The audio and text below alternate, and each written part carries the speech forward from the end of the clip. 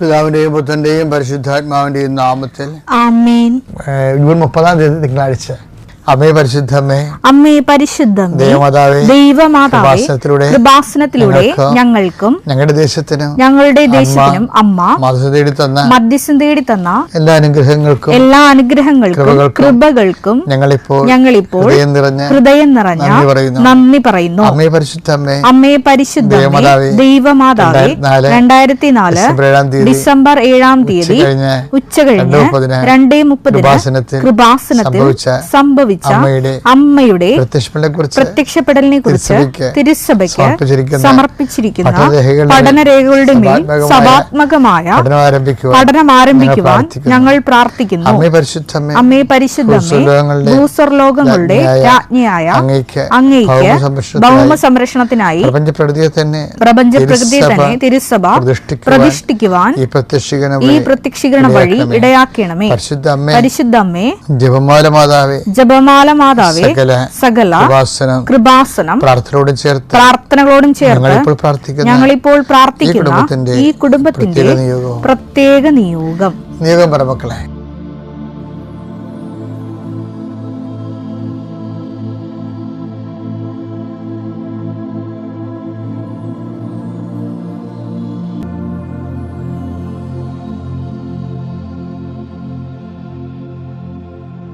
അമ്മയുടെ പ്രത്യക്ഷീകരണത്തിന്റെ ഈ അനുഗ്രഹവേളയിൽ ഞങ്ങൾക്ക് സാധിച്ചു തരുവാൻ കനിയണമേ.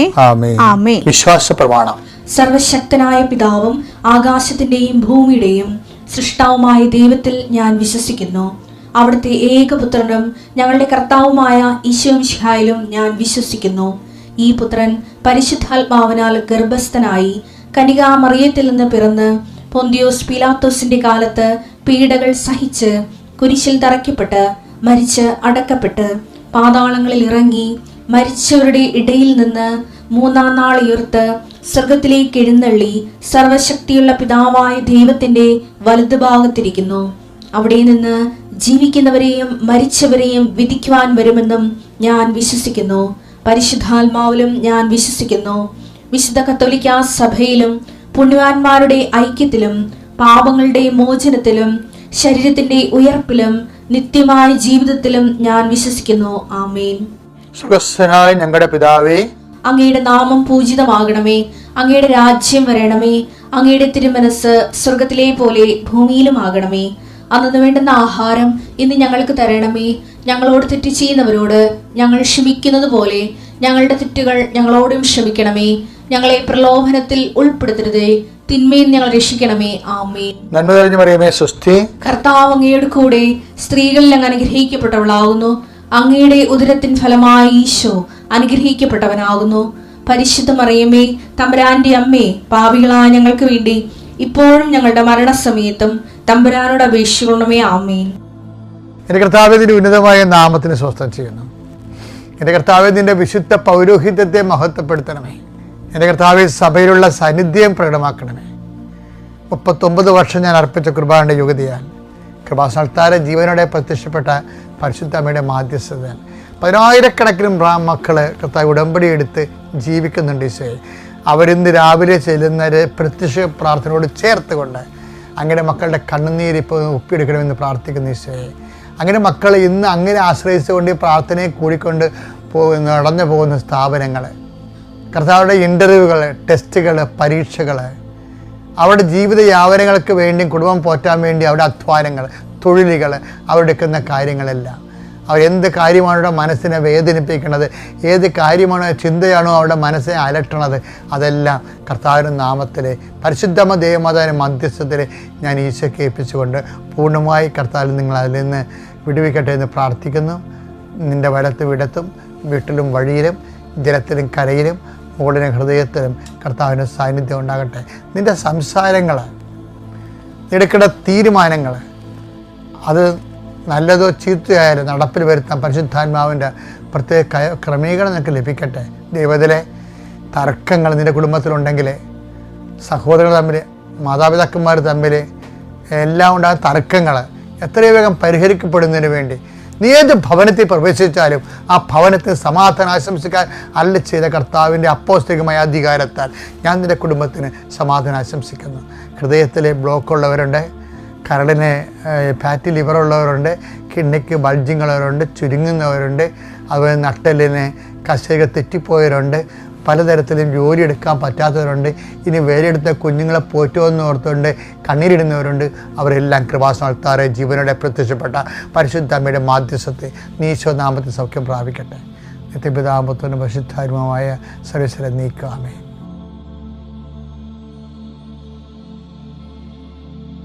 എൻ്റെ മക്കളെ, കുറേ ഈ ജീവിത പ്രശ്നങ്ങളെ അവനെ പ്രാർത്ഥനയെ സ്പാർക്ക് ചെയ്യാൻ, പ്രാർത്ഥനയ്ക്ക് പൊരിയുണ്ടാകാൻ. ഇപ്പം നമ്മൾ കിക്ക് ചെയ്യുമ്പോൾ എന്തുകൊണ്ടാണ് സ്പാർക്ക് ചെയ്തിട്ടല്ലേ ഈ ബൈക്ക് സ്റ്റാർട്ടാകണത്? അപ്പം അതുപോലെ തന്നെയാണ് പ്രാർത്ഥനയ്ക്ക് പൊരിയുണ്ടാക്കാൻ വേണ്ടിയുള്ള ഏറ്റവും വലിയ സംഭവം. പ്രാർത്ഥിക്കുന്ന വിഷയത്തെക്കുറിച്ച് നമ്മളത് മീൻ ചെയ്താൽ മതി, നമ്മൾ ഉദ്ദേശിച്ചാൽ മതി. അപ്പോൾ ഉദ്ദേശിക്കുമ്പോൾ ദൈവസ്നേഹം ഉണ്ടാകണം, ദൈവവിശ്വാസം ഉണ്ടാകണം, പ്രത്യാശ ഉണ്ടാകണം. ലൂക്ക 10:26 അവൻ ചോദിച്ചു നിയമത്തിൽ എന്ത് എഴുതിയിരിക്കുന്നു? നിയമത്തിൽ എന്ത്, അതായത് വചനത്തിൽ എന്ത് എഴുതിയിരിക്കുന്നു? നീ എന്ത് വായിക്കുന്നു? അതാണ് പ്രശ്നം. What you mean it? അതെ, വചനത്തിൽ എന്ത് എഴുതിയാലുവേ ഓരോ അണ്ണന്മാരത് എങ്ങനെ മനസ്സിലാക്കണമെന്നില്ലേ? ഇതുപോലെ പ്രാർത്ഥന നമ്മൾ ഒത്തിരി വാരിക്കെട്ടി പ്രാർത്ഥിക്കും. അപ്പോൾ ചിലരുടെ പ്രാർത്ഥന അവർ ഉദ്ദേശിച്ചാണ് പ്രാർത്ഥിക്കുന്നത്. ചില പ്രാർത്ഥന അത് ഇങ്ങനെ ഓട്ടോമാറ്റിക്കായിട്ട് പ്രാർത്ഥിച്ചു പോകുന്നതാണ്. അപ്പോൾ ഇപ്പോൾ നമ്മളത് പ്രാർത്ഥിക്കുന്ന മീൻ ചെയ്യണം, നമ്മളത് ഉദ്ദേശിക്കണം. കാര്യപ്പം തന്നെ അതാണ് ആ രോഗിയോടും കർത്താവ് ചോദിക്കും, നീ യഥാർത്ഥത്തിൽ സുഖം പ്രാപിക്കാൻ ആഗ്രഹിക്കുന്നുണ്ടോ? യോഹന്നാൻ 5:6. അവൻ അവിടെ കിടക്കുന്നത് യേശു കണ്ടു. അവൻ വളരെ നാളായി കിടപ്പിലാണെന്നറിഞ്ഞ് യേശു ചോദിച്ചു, സുഖം പ്രാപിക്കാൻ നിനക്ക് ആഗ്രഹമുണ്ടോ? അതായത് യഥാർത്ഥത്തിൽ നീ ആഗ്രഹിക്കുന്നുണ്ടോ സുഖം പ്രാപിക്കാൻ? കാര്യമേ ഇതാണ് എൻ്റെ വിധിയെന്ന് വിധിയോട് ചില ആൾക്കാർ സമരസപ്പെട്ടു പോകും, കണ്ടീഷൻഡായി പോകും ആൾക്കാർ. അപ്പം അവർക്ക് അതായത് ദൈവത്തിൻ്റെ ആവശ്യം പോലെ സുഖം പ്രാപിക്കണേ, സുഖം പ്രാപിക്ക് നോക്കട്ടെ എന്നിട്ട് പുള്ളിക്കാരൻ അതിൻ്റെ അകത്ത് മെഴുകിയിരിക്കുകയും. അപ്പം അതുകൊണ്ട് ഈശോ അവൻ്റെ ബോധ തലത്തിലേക്ക് ഇത് കൊണ്ടുവരും. അവൻ്റെ അവബോധ തലത്തിൽ അവൻ പറയണത് സുഖം പ്രാപിച്ച് എൻ്റെ വിധി ഇവിടെ കിടന്നായിരിക്കും തീരണത്. തീരട്ടെ. അങ്ങനെ കുറേ ആൾക്കാരുണ്ട്, തീരണമേ നടക്കുന്ന ആൾക്കാരുണ്ട്. അത് പുറത്ത് പറയത്തില്ല, എൻ്റെ ഉള്ളു മനസ്സിലുണ്ടാവും. അതിനെ ഈശോ മുകളിൽ കൊണ്ടുവരികയാണ്. എന്താണ്? നിൻ്റെ വിധി തിരുത്താൻ പോകുന്നു. Do you mean it? നീ അത് ഉദ്ദേശിക്കുന്നുണ്ടോ? നീ ആഗ്രഹിക്കുന്നുണ്ടോ? അപ്പോൾ യെസ് മൈ ലോർഡ്. അപ്പോഴാണ് അയാൾ പറയണത്, എന്നെ സഹായിക്കാൻ ആരുമില്ലെന്ന് പറയണത്. ഇത് പ്രാർത്ഥനയെ സ്പാർക്ക് ഉണ്ടാക്കുന്നതാണ്. നമ്മൾ പറയണ കാര്യങ്ങൾ നമ്മൾ മീൻ ചെയ്ത ഉടനെ പ്രാർത്ഥനയിൽ പൊരിയുണ്ടാവും, പ്രാർത്ഥനയുണ്ട്, സ്പാർക്കുണ്ടാവും. അത് എപ്പോഴും ഇതുപോലെ ആയിരിക്കണം. നമ്മൾ എന്ത് പ്രാർത്ഥിച്ചാൽ അത് നമ്മൾ ഓൺ ചെയ്യണം, അത് മീൻ ചെയ്യണം, അത് നമ്മൾ അതുപോലെ ഉദ്ദേശിക്കണം. കറക്റ്റാണ്, ഞാൻ ഉദ്ദേശിക്കുന്നുണ്ട്, ഞാൻ ഉദ്ദേശിച്ച് തന്നെ പ്രാർത്ഥിക്കണം. അല്ലെങ്കിൽ ആൾക്കാർ പറയാം അല്ലെങ്കിൽ ആത്മാർത്ഥമായിട്ടാണ് ഞാൻ പ്രാർത്ഥിക്കണമെന്നൊക്കെ പറയത്തില്ലേ, അതാണ് ഈ സാധനം, പ്രാർത്ഥന സ്പാർക്ക് ഉണ്ടാക്കുന്നത്. എന്താ കാര്യം വെച്ചാൽ എപ്പോഴും നമ്മൾ മനസ്സിലാക്കണം, ഈ വചനം ഉണ്ടല്ലോ, വചനം എപ്പോഴും നമ്മളിങ്ങനെ ഇടക്കിടക്ക് വായിക്കാനുള്ള, എപ്പോഴും വായിക്കണം എന്നല്ല ഞാൻ നിങ്ങളോട് പറയണത്. നിങ്ങളുടെ പരാധീനതകൾ ദൈവത്തോട് പറയണം. കർത്താവേ, ഇപ്പം ഞാനിപ്പോൾ കുറേ നാളായിട്ട് പറഞ്ഞുകൊണ്ടിരിക്കുന്ന കാര്യം, എനിക്ക് പണ്ട് ഭയങ്കര ഈ കുർബാന സ്വീകരിക്കുമ്പോൾ വല്ലാത്ത ഇൻറ്റിമസി ആയിരുന്നു, എൻ്റെ കണ്ണൊക്കെ നിറയുമായിരുന്നു.